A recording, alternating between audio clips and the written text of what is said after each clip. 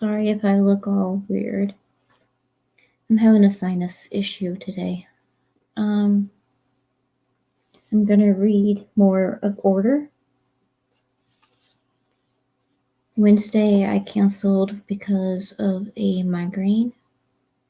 If you know what migraines are like, you know that it was bad.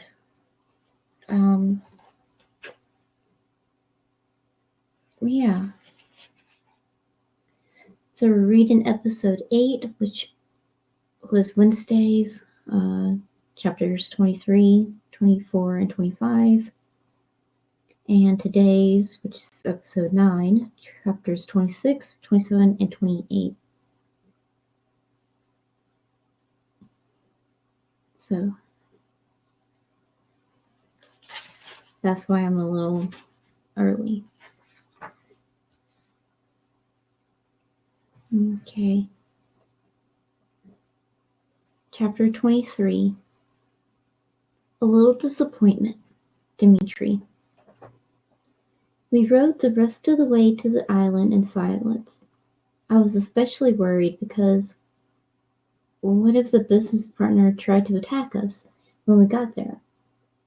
I didn't want my new wife to get hurt, although she would probably hurt me if I stopped her from fighting. The barge landed on the shore and I spoke to the boy. Please wait for us. It shouldn't take too long. Katerina, the guard that came with us, and I all got off the barge and stepped towards the house on the island. We were cautious as we walked up to the front door. I opened the door and the guard Travis went inside first. He looked around to make sure no one was going to attack us when we stepped in. Then he nodded to me. I stepped forward. I led the way to the office as we checked to make sure we weren't going to be attacked, and we walked into the office. There was no one there. Dimitri, look, Katerina said, pointing to the walls. I looked and noticed that the papers were gone from the wall. Looking at the desk, I noticed that the papers were gone from there as well. Damn. Whoever it was that came here took everything. But if he's not here, then how did he get away? Katerina asked. The boy said that the man didn't want to ride back. I don't know, I said. Let's split up and search the entire house. Okay, Katerina said. She went downstairs. Yes, Your Highness, Travis said as he walked upstairs. I walked around the ground floor of the house, starting with the office that I was in, searching for any way that the mysterious man could have escaped from the island. Seeing a telescope behind a partial wall, I walked over to it. I looked through the eyepiece and across the sea. I saw a large piece of land. It was a far distance away, but I could see lights. The land with lights looked to be closer to my country, so I figured that if the mysterious man went there, then we could get a ship at the harbor in my country. I suddenly remembered that the man that taught me about coffee had come from a different land. Maybe it was there that he came from. I left the office and continued my search of the floor I was on.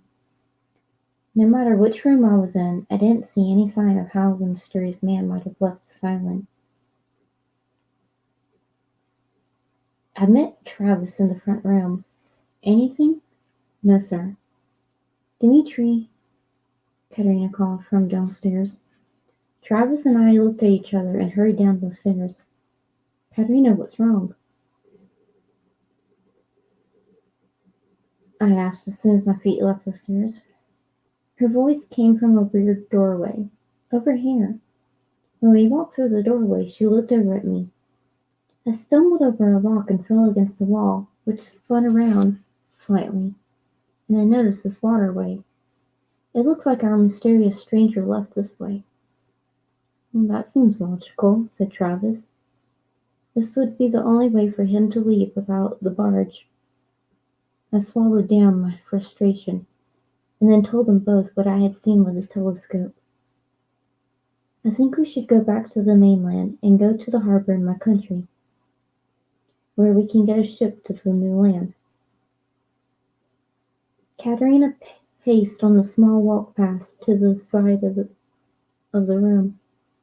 If we do that, we can find out who the mysterious man is, and if he and the business partner is one and the same. If we don't, and instead go on our honeymoon, then we might lose this chance for good. He'll get away. She turned around to face us. Let's go. Let's do it. I want to catch this guy, or these guys. I smiled. We will. We headed back to the shore and the barge. We were ready to head back. Sorry if we took longer than planned. I placed a hand on the boy's shoulder. It's no problem, Your Highness, he said with a smile. I caught some fish for my dinner with my granddad. I chuckled as we loaded up and took off back to where our carriage and Terence were. I looked down to see where I'd seen the lights, but I couldn't see the lights from this far away without the telescope. Sighing, I looked forward again. We talked as we glided across the sea to the mainland. Terence was waiting for us. He looked up as we landed and frowned when he saw that we didn't have the mysterious man that went to the island. He wasn't there? How was that possible? He must have had a boat hidden there, because there was a hidden waterway room down in the dungeons, Katerina answered. She climbed into the carriage in frustration. I shrugged and said, Let's go. We're heading to my country to catch a ship. Then I, too, climbed into the carriage. Don't worry, Katerina. We'll find him, I promise. She smiled at me and leaned over to lay her head on my shoulder. I looked out of the window as we started on our journey again. Terence was driving the carriage and Travis was riding his horse behind us. I couldn't believe that we had to follow after the business partner, but I was determined to finish this business once and for all. I didn't want this to drag on much longer. I wanted to enjoy my honeymoon with my wife. However, we don't always get what we want. I knew that, but I still struggled with that knowledge. I held Katerina closer to me, and we started to speak about our honeymoon.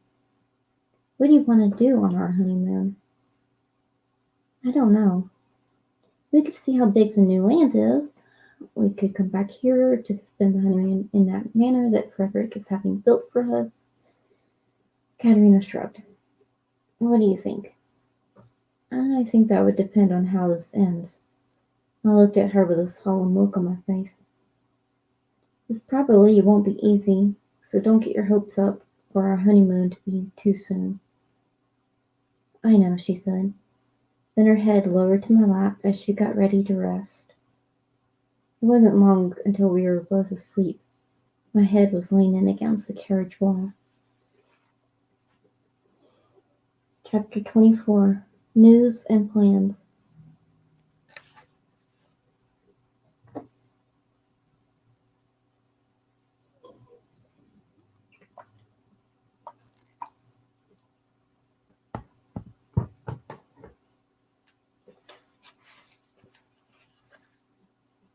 Frederick. Mother, Natalia, George, Thomas, and I were watching the younger children playing in the courtyard. The two girls were sitting or laying back in their carriers as they watched the butterflies fly past them. Blake and Derek were running around the flowers and statues playing around. I looked at Thomas. Why don't you join them? It's childish, he said. Oh, really? I asked. When he nodded, I grabbed him and tossed him over my shoulder while I chased my youngest brothers. Thomas yelled at first, but then he started laughing. I set him down gently, and we all four continued to run around playing. Our sister Katerina had just gotten married and was off hunting Daniel's business partner instead of going on her honeymoon.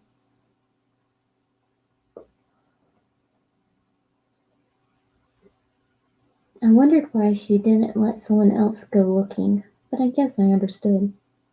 After playing around for a while, enjoying our freedom and happiness, we went back inside. I should have known that our happiness wouldn't last for much longer. A courier came running into the castle.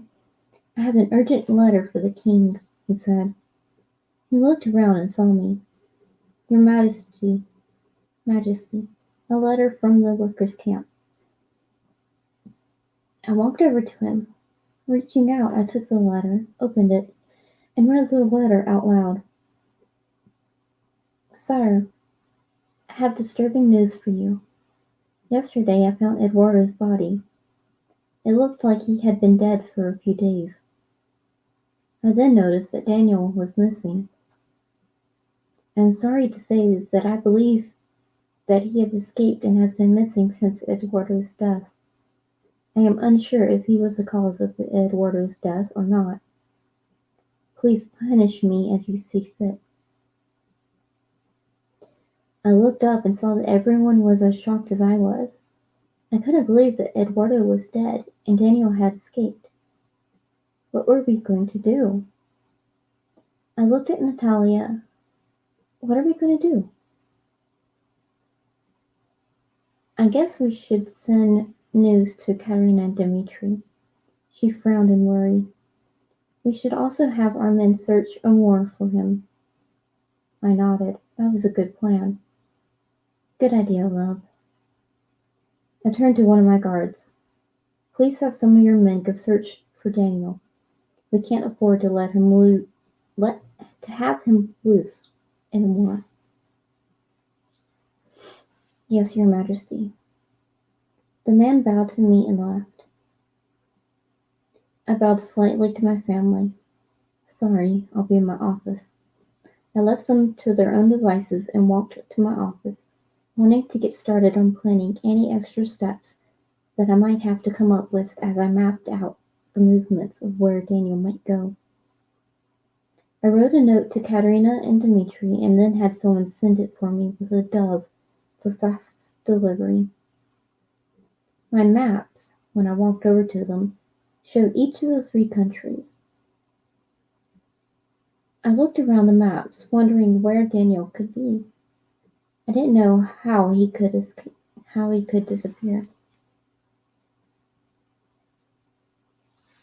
Natalia came to find me in my office later. "Please come out of here," she said. "It won't do you any good to stay locked up in here staring at maps." She wrapped her arms around my waist from behind and pressed her cheek to my back. "Please, Frederick, we can't have you go back to the way you were when Elizabeth was taken." "You're right, dear," I sighed in acceptance. "Let's go take our minds off of this somehow." She came around me and raised her eyebrow at me. "Like what, husband?" I groaned slightly in exasperation. "As much as I would like to, not in the way you're thinking." Kissing her nose, I said, "I mean as a family, to keep us all distracted." "Okay," she said, pulling away from me so she could hold my hand. I followed her as we walked to the family sitting room, where the rest were sitting and talking about Daniel's escape. "I've brought him back," said my lovely wife. Blake ran over to me and I picked him up, letting go of Natalia's hand. "What's up, little man?" I asked my youngest brother. "Are you going to catch the bad man?" Blake asked. "One day he will be punished," I promised him. "Good," Blake said, as he nodded shortly. He laid his head on my broad shoulder. I sat down with Blake in my lap and we started talking about how we would survive this unknown factor of Daniel's escape. We also spoke about how we could try to enjoy the time we had while my guard searched far and wide. "Can we play some more?" Blake asked. "I want to show Frederick my skills outside."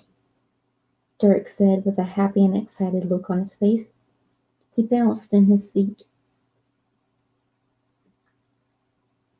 How about we go outside and have a small competition? I asked. I would like to see how everyone has improved. And we can all have fun at the same time. We went outside and I said, okay, so we need to be fair. We will have two little competitions, one with knife throwing and one with a bow and arrows. The women will judge each competition and we will accept their decisions, youngest to oldest. I smiled at my younger brothers. Agreed? Agreed, the three said at the same time. Good. Derek, will you start over here at the target? I asked. Sure, Derek said happily, wanting to show me what Thomas had shown him. He skipped over to the target and took out a few knives from a small pouch on his hip. When he was older and knew more about how to handle knives, he would get special knife holders. Derek's tongue stuck out of the side of his mouth, like I've seen Katerina do when she was focusing too hard, and it made me smile. He pulled his hand back, and with a quick movement forward, the knife flew out of his hand and went to the bottom right of the target. Derek frowned as he looked up at me. I smiled. He did well. 2 more tries. I nodded at him happily. Derek smiled in relief and went to try again. His second knife landed a little closer to the bullseye, but he tried again. The third knife stuck in the edge of the black spot in the middle of the target, and Derek did a little happy dance. We all laughed. He still got really excited over the little things, and that made him such a cute child. In about a couple of years, he'd be a teenager, but now he was still childish. I motioned Thomas over to try. The rest of the small competition was so much fun. We laughed so hard, and that made it hard for us to properly aim, so we missed a lot more than we made. Mother laughed as she said that Derek won the competition. I hugged my younger brother. Congrats, Derek. Thanks, Frederick. Derek hugged me again before running over to Mother to talk her ear off about winning. Thomas walked over to me and George. So, will we ever tell him that it was staged? He whispered to us. George and I looked at each other, then back at Thomas. Never, we said together. Thomas grinned. What do you think Katerina and Dmitri have found out? He asked, frowning as he wondered what our sister was doing. I don't know, I replied. Come on, let's go inside. Chapter 25, Meeting Up in the New Land. Daniel. My little boat pulled up at the dock, and I shut it off. I got out of the boat and onto the pier. A man walked towards me, and I asked him, Do I need to pay for the boat to stay here? No, sir, he said. We don't charge anything for boats in our harbor. I just came to ask if there's anything I can help you with. I shook my head. No, I'm good. I'm just here to meet up with my friend. Thank you. No problem. He nodded his head to me and let me pass by. I walked into the town and I saw all of the differently dressed people.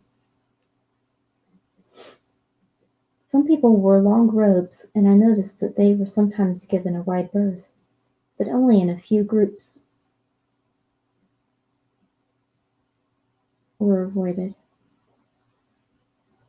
I went looking for my partner. As I walked, I said hello to the people who greeted me.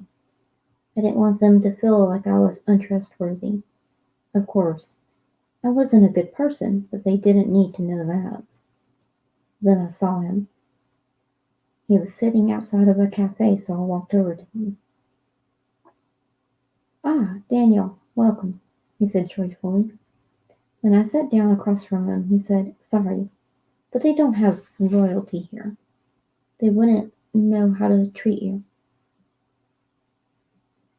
I nodded in understanding, putting that piece of information aside for later. It would help my plans later if I could have the people to follow my rule. "So, Ralph," I said, "could you please tell me about the land here?" Ralph nodded. Of course.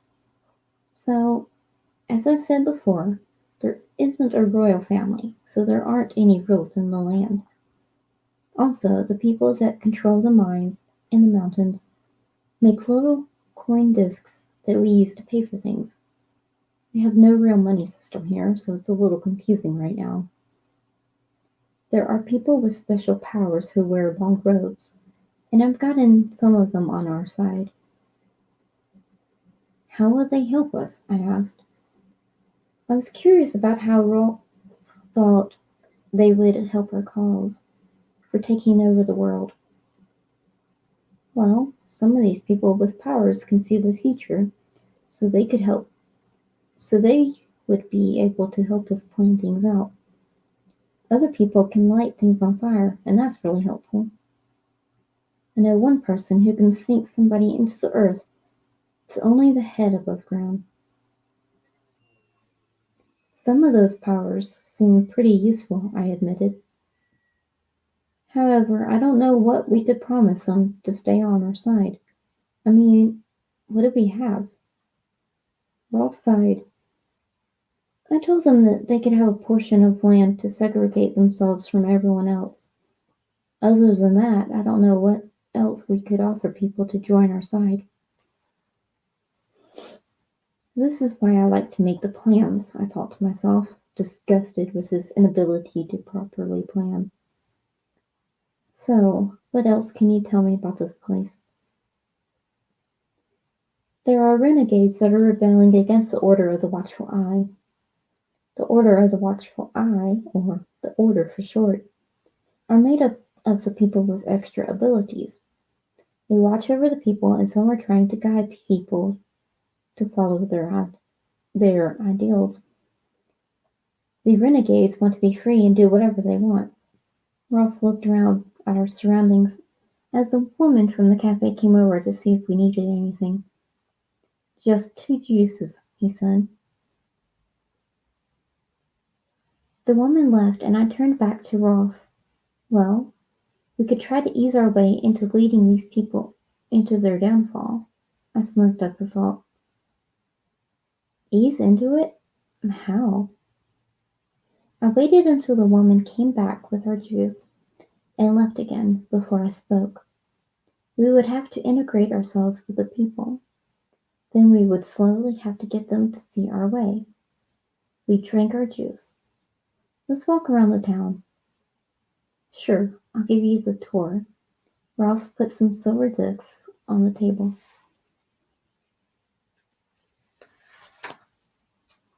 Okay, so that was for Wednesday.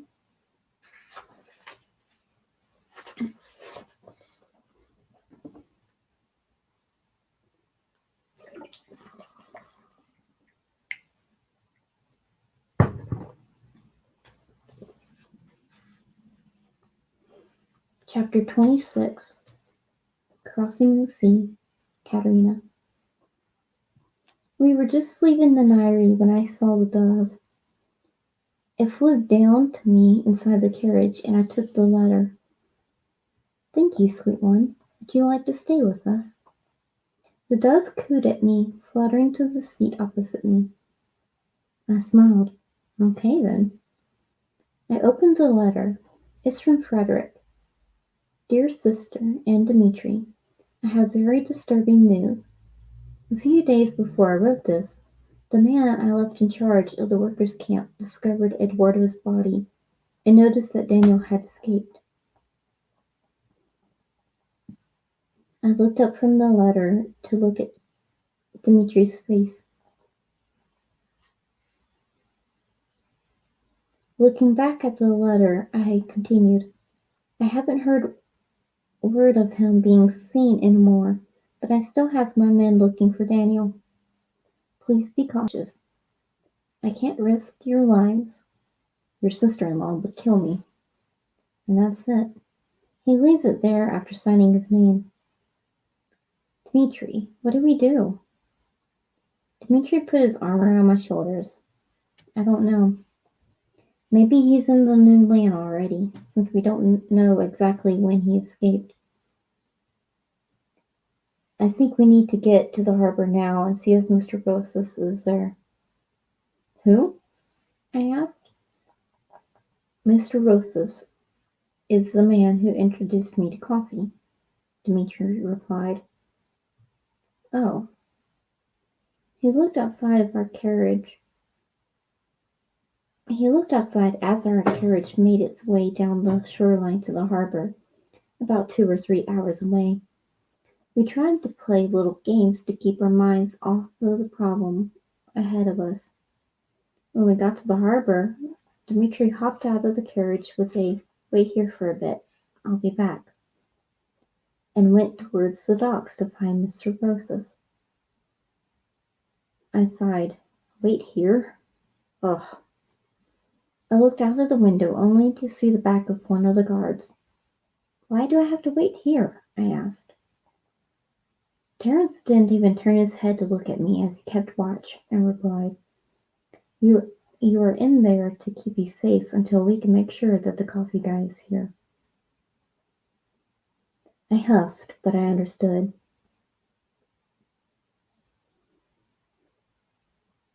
I watched as Dmitri spoke to a man before going to another man. This man hugged Dmitri with a laugh that I could barely hear due to the distance. Then Dmitri walked over, and I stepped out of the carriage. Dmitri, are we heading to the ship? I asked. Yes, he said, smiling down at me. We moved the carriage closer to the ship when Dmitri said that the ship owner had a large area down below for the carriage and the horses. Dmitri led us to where the ship owner was lowering a huge ramp for us to load our horses and carriage inside. I waited on the dock as Travis lowered the bags from the top of our carriage. Dmitri and Terence were soon going inside the ship with the horses and then the carriage. I noticed that we were getting some looks from the people around us. However, they weren't important at the moment. I smiled up at Dmitri when he walked back over to me. Ready? Ready. He agreed. Excuse me. We picked up our bags and walked up the small plank ramp onto the ship. Dmitri greeted the man at the top of the ramp. Hello. The ship owner said to come right up and pick out our rooms. Could you please help us find where the rooms are located? Sure, the man said happily. He was an easygoing kind of guy. He led us down 2 corridors, and there were a few rooms on each side of the hall. Here you go. Does the lady want a bigger room? He asked. I will stay with my husband, thank you. I smiled at the man. The man looked at me and then saw Dmitri put an arm around my shoulders. I'm sorry about that, he said. He blushed a little bit. I'll let you 4 get settled in. Dinner should be in a few hours. He quietly left us to choose our rooms then, and we all smiled. I looked at one room and smiled as I stepped inside. Dmitri and I will take this room. Travis and Terence shared a room beside ours. They smiled at us and went inside the room to settle in.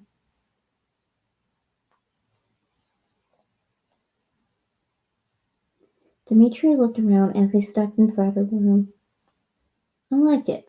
It was a medium-sized room with a sofa in the corner and an ensuite. He walked over to me and shut the door after shutting the door behind him. So now we're alone again, he said. What do you want to do? Do you want a shower? Do you want to have a massage to relax you after a long journey? The massage sounds good, I smiled. His hand slid over my back, rubbing lotion into the skin.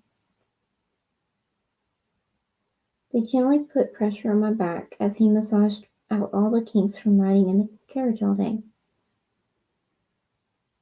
I said, that feels good. He chuckled. I'm glad. I sighed as he ran his hands down my spine, gently relaxing each portion of my back. I felt my back relaxing into the bed beneath me.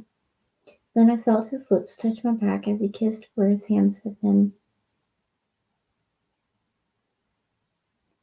As his lips followed my hands down my back, my breath hitched and I shifted in place.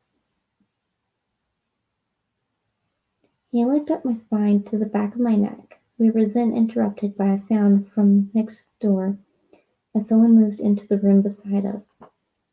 Dmitri groaned in disappointment, and I face planted into the pillow under my arms. That's the end of that, I muttered. He laughed as he laid beside me. Agreed. There's no way we can do anything if people can hear us. I turned my head to look at him, and we couldn't do anything on the trip so far because of the thin walls at the ends. He kissed my nose. Don't worry. We will be able to continue this one day, he smiled. An hour later, we took a shower and got ready for dinner. We held hands as we met up with Travis and Terrence and walked over to where the dining room was. The sign for the dining room was a small white plaque beside the door. We entered the room to see a few tables spread throughout. After dinner, we were relaxing in our rooms when I mentioned the rough seas. It's getting rougher out there. I held a hand to my stomach. It seems that motion sickness had shown its ugly face. It barely showed up anymore, so I was a bit caught off guard. I sat down hard on the bed. Are you okay? Dmitri asked, concerned. Motion sickness, I replied softly. I rarely get it anymore, but apparently the wide open sea is enough to bring it back. He nodded and got a cloth and wet it with cool water. He squeezed out the extra water and handed me the cloth. Put this at the back of your neck. It should help. Thank you, I said as I complied with his wish. Then I slowly lay down so I wasn't making myself feel sicker. I closed my eyes to relax a bit, and I heard Dimitri's footsteps leave the room and the door shut behind him. Before I knew it, I was waking up to the sound of rustling clothes. I opened my eyes, feeling a little better, and I looked at Dmitri. Hey, sleepyhead, he said. He was getting dressed. You slept all night. We just docked to the new land. Oh, I replied.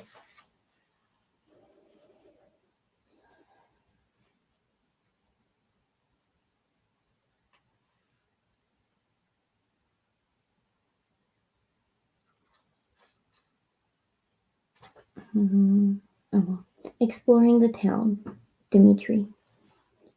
We stepped off the ship and I supported Katerina as we walked into the town.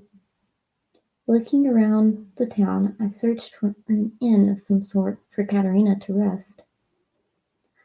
I saw the inn as I led Katerina towards it while our guards split up. Terrence followed us while Travis got the carriage and horses together. I knew that Travis would hook up two of the horses to the front of the carriage and tie the other two horses to the back.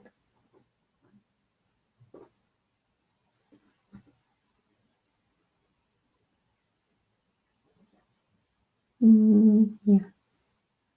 When we got to the inn, I asked the person at the desk, Hello, my name is Dmitri Romanova. Do you have 3 rooms available in this inn? Just a moment, sir. The woman at the desk checked the book in front of her, flipping to the day's 2-page spread. I do have 3 rooms. One is on the first floor and the other 2 are on the second floor. I looked at Terence and then back at the woman behind the desk. That would be great. What would the price be for the week for all 3 rooms? The woman thought about it, calculating, and then said, I think 7 gold discs should be good. Gold discs? I asked. Reaching into my money bag, I pulled out 7 gold coins with my ancestor's face on each. Is this enough? As I placed the coins on the desk, the woman's eyes widened. I've never seen anything like this.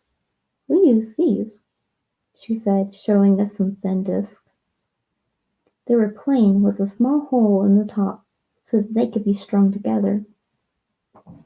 She put the discs away and looked back at the coins before her.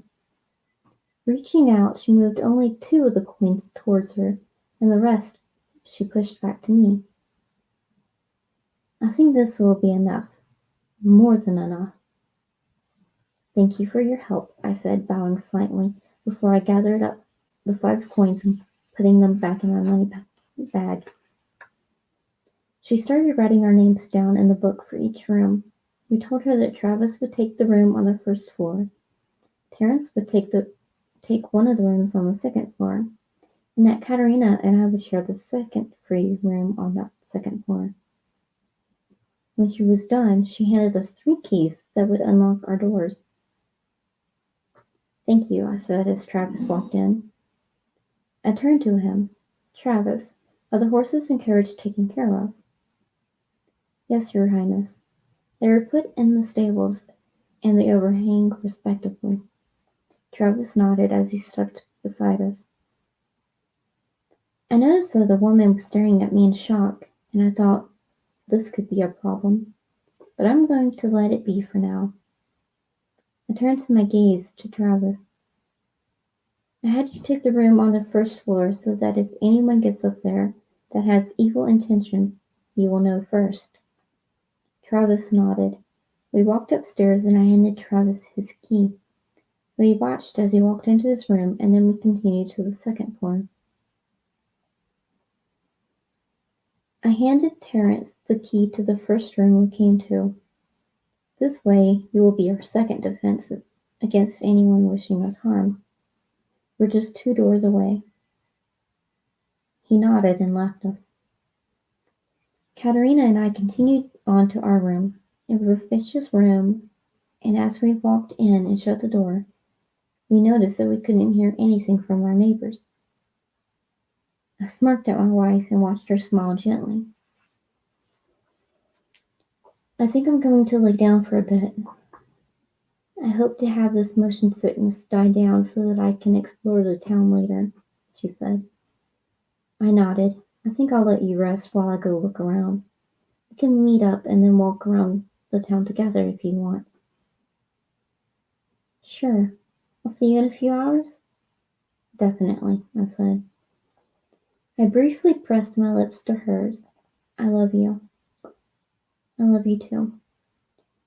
I let my lovely wife lay down as I left the room. I locked it so she wouldn't be disturbed.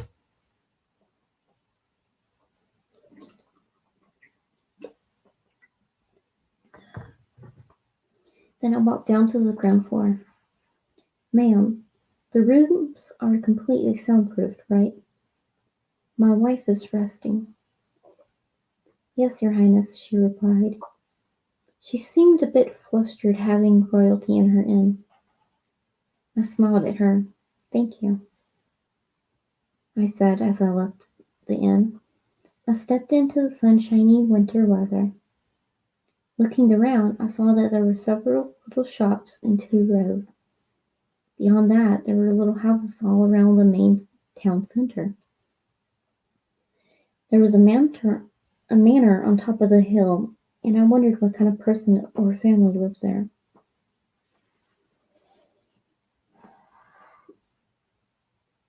My neck. I turned right to start looking at each of the stores I passed. My eyes tried to take in everything. I walked into a store to look around first. It was a cute little shop with little knickknacks that you would give to friends and family. There were tiny little horses that were standing or running in positions, and I saw some eagle figurines on a little shelf above the horses. I wasn't here in the new land to shop, however, so I continued to look around. I noticed people looking at me in curiosity, and I nodded to them in a friendly manner. They smiled and nodded back as I left the store and went to the next. When someone asked why I wasn't buying anything, I said, "My companions and I just arrived in town. I'm looking around the town while they rest from the trip, and then later I'll let my wife have fun shopping when she's feeling herself again." I got smiles from the women with my consideration of my wife's health.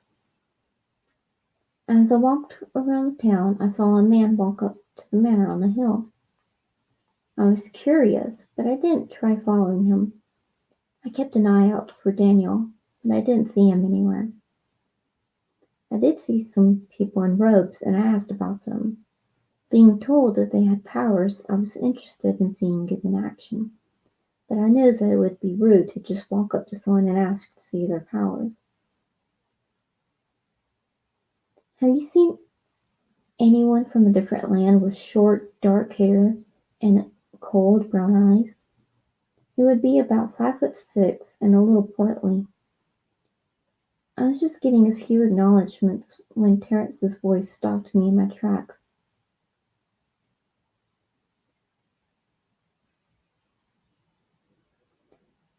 "Just what do you think you are doing?" Terence was obviously frustrated. "What do you think I went through when I noticed that you were gone? Travis and I are supposed to watch the two of you." "Sorry, Terence. I should have let one of you know." I looked at him in regret. You wouldn't know that Katerina and I were in charge of our group with the way that Terence was reacting. I sneakily looked back at the townspeople that I was talking to. "Where did you see him?" "I saw him at the grocery store," said one person. "Thank you," I said with a small bow. I saw Terence follow my example, and then we walked over to the grocery store. Inside, a few people told us that they had seen Daniel. However, it wasn't until we were checking out for the snacks that we had grabbed just to have something to buy so that we weren't looked at like we were crazy, that we were told that Daniel had been staying at the inn. Terence and I looked at each other in shock and horror. "Should we hurry and make sure that our companions are safe?" Terence asked. "Yes," I replied, and we hurried out with our snacks, not even waiting to see if I had left too many coins, which I probably did. Plans. Daniel.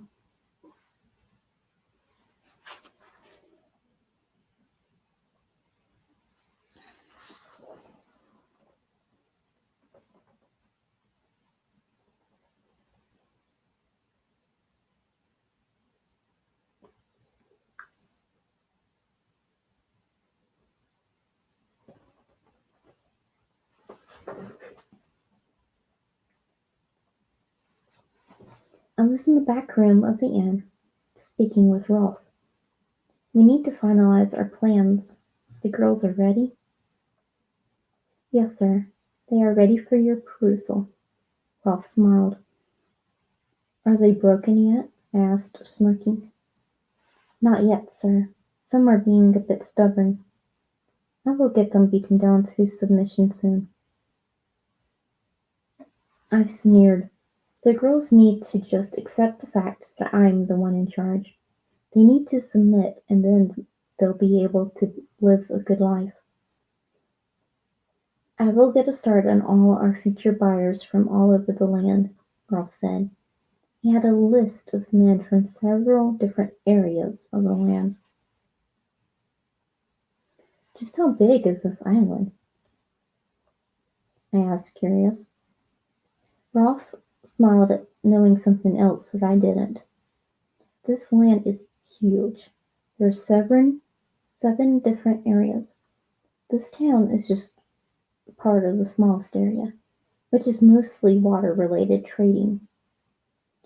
The other areas are bigger and have different kinds of trading. One area is a place that trades in clothes, one area that trades in gems, one area that trades in ores, one area that trades in weapons, one area that trades in books and leather goods, and the last area trades in all kinds of animals.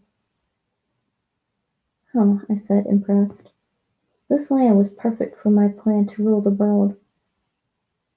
Once I had this land under control, then it would be just that much easier to go back and rule the 3 countries I had left behind. Let's go to the building and check on the girls. I want to tell them exactly what awaits them. Yes, sir, Rolf stood up. It's not too far. He led the way out of the inn, and we walked through town, up the hill, into the large mansion at the top of the hill. Instead of going inside, we walked around to the side of the manor where a large shed stood. Walking inside, I saw 24 young girls sitting on the harsh floor. They looked up at me, scared. I paced the shed, looking at each of the girls. You might be wondering why you are here. Well, I'll tell you. I smirked at the girls. You will be trained in 2 phases. First phase is the phase where I break your spirit. You will lose the will to fight me, and when you are fully docile, I'll begin phase 2. In this phase, you will be trained in the art of seduction and killing. I stepped up to one girl and touched her cheek. She flinched away from my touch, and I smirked again. When you are done with training, you will be my spies and assassins. You will be able to let me know when people are trying to oppose my rule, and you will be able to kill any that continue to rebel against me. There were 10 girls in their mid-teens, 10 girls in their late teens, and only 4 girls that were 20 to 22 years old. I looked at them and wondered how long these girls would rebel against my training methods. How long would the training take? I didn't know. But it shouldn't take as long as my plans for Elizabeth would have taken. I was frustrated over my idea of kidnapping a baby to train her. Now, I was going to speed up my plans. Rolf smiled at my words. He looked at the girls, and when one of the girls tried to escape the shed without us noticing, or so she hoped, Rolf kicked her back into place. I nodded in approval. There is no escaping, girls. You will fall into line. No one will stop me, and you will do what I say. I glared at the girl that had tried to escape. Rolf, let's start on their training. Yes, sir. I said, the first 3 weeks, we will get you used to pain and torture. Week 4, you will learn the art of seduction. Week 5, you will learn how to torture people to get information. And finally, in week 6, you will learn how to put everything together. Rolf pulled out a whip and snapped it to see the girls jump. That's what we would be doing for this first day. We would get them used to seeing and hearing our torture devices. I didn't even know where Rolf found all of these tools. He snapped the whip again and the girls screamed. I smirked as I watched Rolf walk between the girls. This was going to be a good few weeks. No one was going to stop me now. I paced the room as I thought about what we would do in the next few weeks. Life was good.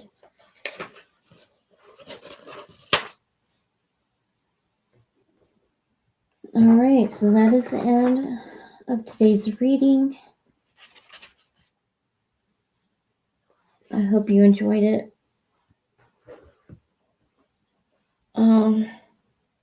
My head is killing me. And every time I tried to talk, my ears would hurt along with my head. So I think I'm just going to get some soup and relax for the rest of today.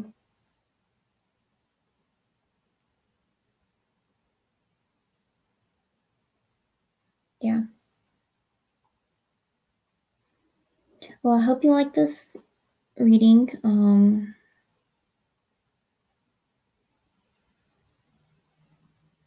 And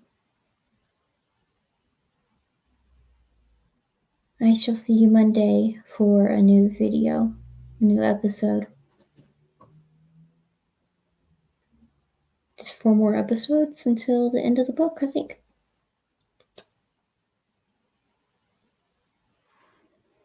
Alright, well, I'm going to end it here. Thank you for joining me today, and see you Monday. Bye-bye.